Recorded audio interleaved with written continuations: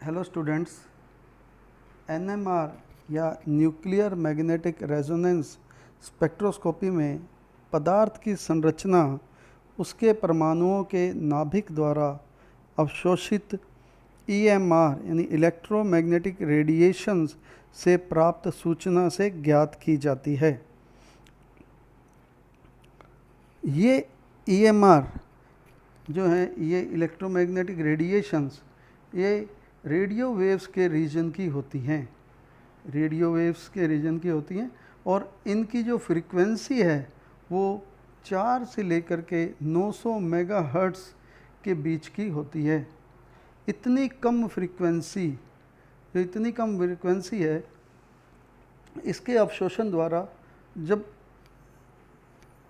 ऊर्जा दो अंतर अगर कम होगा, इसी में ही ट्रांजिशन संभव है।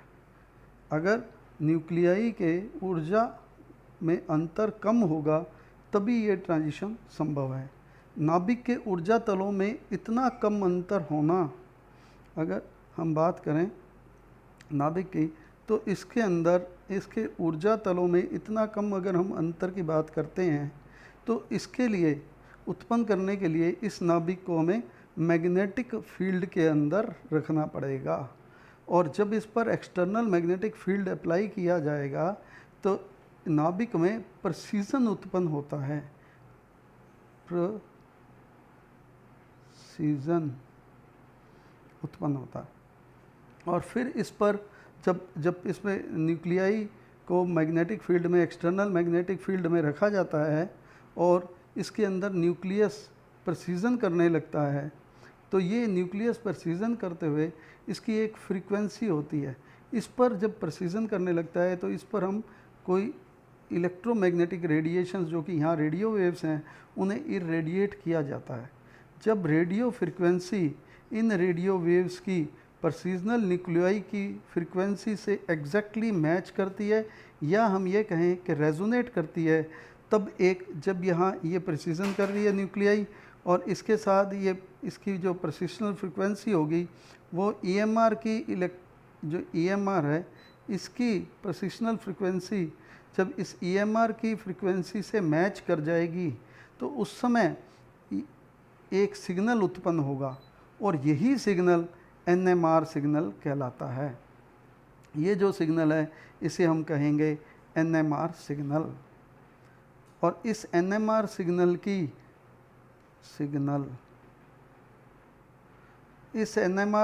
की स्टडी करके ही हम पदार्थ की संरचना को ज्ञात कर सकते हैं। तो एनएमआर का मतलब क्या हुआ?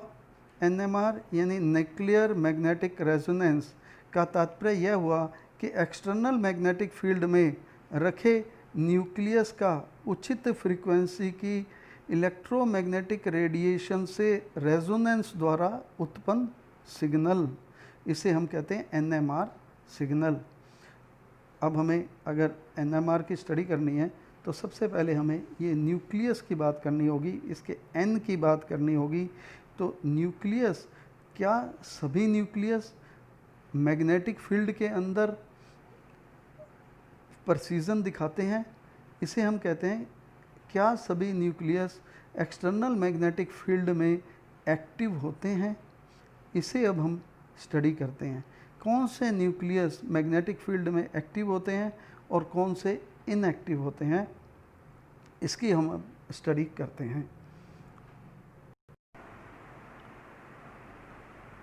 देखिए, एक एटम में एक न्यूक्लियस होता है, ये न्यूक्लियस जो कि पॉजिटिवली चार्ज है और इसके आसपास ऑर्बिट में इलेक्ट्रॉन चक्कर लगाते हैं और ये इलेक्ट्रॉन चक्कर लगाते हुए स्पिन भी करते हैं। जिस प्रकार से इलेक्ट्रॉन्स स्पिन करते हैं, ठीक उसी प्रकार से कोई भी चार्ज पार्टिकल, जैसे यहाँ न्यूक्लियस है, ये भी स्पिन करता है, अपने अक्ष के चारों तरफ स्पिन करता है और न्यूक्लियस प्रोटॉन और न्यूट्रॉन से मिलकर बना होता है। इसके अंदर प्रोटॉन और न्यूट्रॉन पाए जाते हैं। प्रोटॉन पर +1 चार्ज होता है और न्यूट्रॉन पर कोई भी चार्ज नहीं होता। जिस प्रकार से इलेक्ट्रॉन स्पिन करते रहते हैं ऑर्बिट में घूमते हुए, इसी प्रकार से प्रोटॉन और न्यूट्रॉन भी स्पिन करते हैं। और हम जानते हैं कोई भी चार्ज जब स्पिन करता है तो वो एक मैग्नेटिक फील्ड इंड्यूस करता है, अपने चारों तरफ एक मैग्नेटिक फील्ड इंड्यूस करेगा। तो spinning charge produces magnetic field. अब हम इसके नेक्स्ट इसको समझते हैं कि किस प्रकार से स्पिनिंग चार्ज वो मैग्नेटिक फील्ड प्रोड्यूस करता है। तो हमने पढ़ा कि मूविंग इलेक्ट्रिक चार्ज क्या है, moving electric charge generates magnetic field. तो क्योंकि कोई भी electric charge magnetic field produce करता है तो न्यूक्लियाई भी इसमें कोई एक्सेप्शन नहीं है, वो भी एक चार्ज बॉडी है और वो भी स्पिन कर रहा है। और जब वो स्पिन करेगा तो भी अपने चारों तरफ अपनी ही एक मैग्नेटिक फील्ड जनरेट करेगा। और ये मैग्नेटिक फील्ड की डायरेक्शन ये देखिए इस प्रकार से मैग्नेटिक फील्ड होगी जो कि नॉर्थ से साउथ की ओर रहेगी। तो इसकी डायरेक्शन नॉर्थ से साउथ की तरफ रहती है। और इसी प्रकार से किसी एक मैग्नेट की हम बात करें जिसका नॉर्थ पोल नीचे की ओर दिखाया गया, साउथ पोल ऊपर की ओर दिखाया गया, इससे निकलने वाली मैग्नेटिक फील्ड की जो डायरेक्शन है ये आपके सामने दिखाई गई है। इस चित्र में देखिए ये नॉर्थ से साउथ की ओर है। तो ठीक इसी प्रकार से ये स्पिन करता हुआ न्यूक्लियाई भी मैग्नेटिक फील्ड इंड्यूस कर रहा है और इसीलिए इसे भी एक हम छोटे मैग्नेट के रूप में समझ सकते हैं। तो any spinning nuclei can produce magnetic field so it behaves like a tiny bar magnet.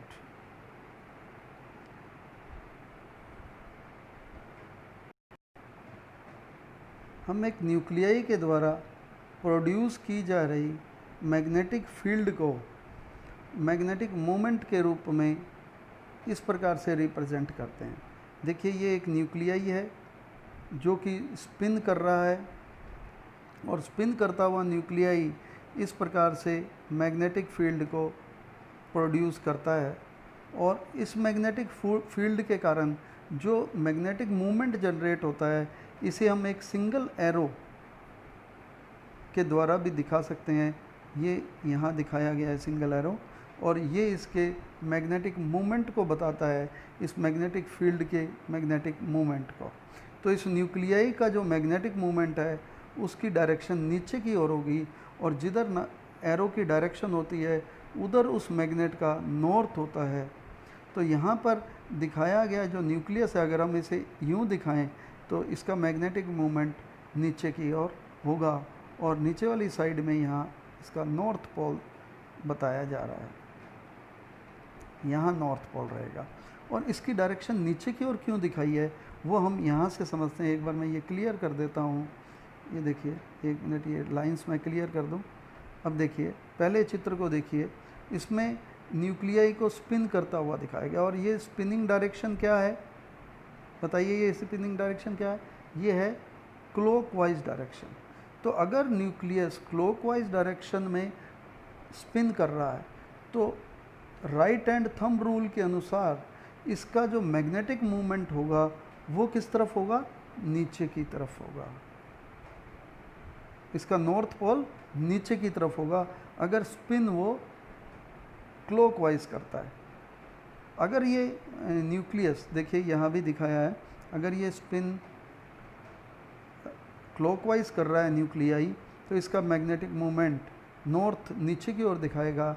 और इस बार मैग्नेट अगर इसे एक टीनी बार मैग्नेट माने तो इसका नॉर्थ पोल नीचे होगा। अगर इसके दूसरी तरफ बात करें यहाँ, अगर ये एंटी क्लॉकवाइज मूव करता है, देखिए यूँ एंटी क्लॉकवाइज मूव करता है तो इसका नॉर्थ पोल ऊपर की तरफ रहेगा। और ये इसकी दो स्पिन स्टेट्स होंगी। इस स्पिन स्टेट को हम जो ऊपर की तरफ स्पिन नॉर्थ पोल है तो यहाँ पर ये एक अलग स्पिन स्टेट को बताएगा और ये इसकी दूसरी स्पिन स्टेट को बताएगा। तो इस तरह से हम किसी भी नाभिक के मैग्नेटिक मूवमेंट की दिशा का पता लगा सकते हैं।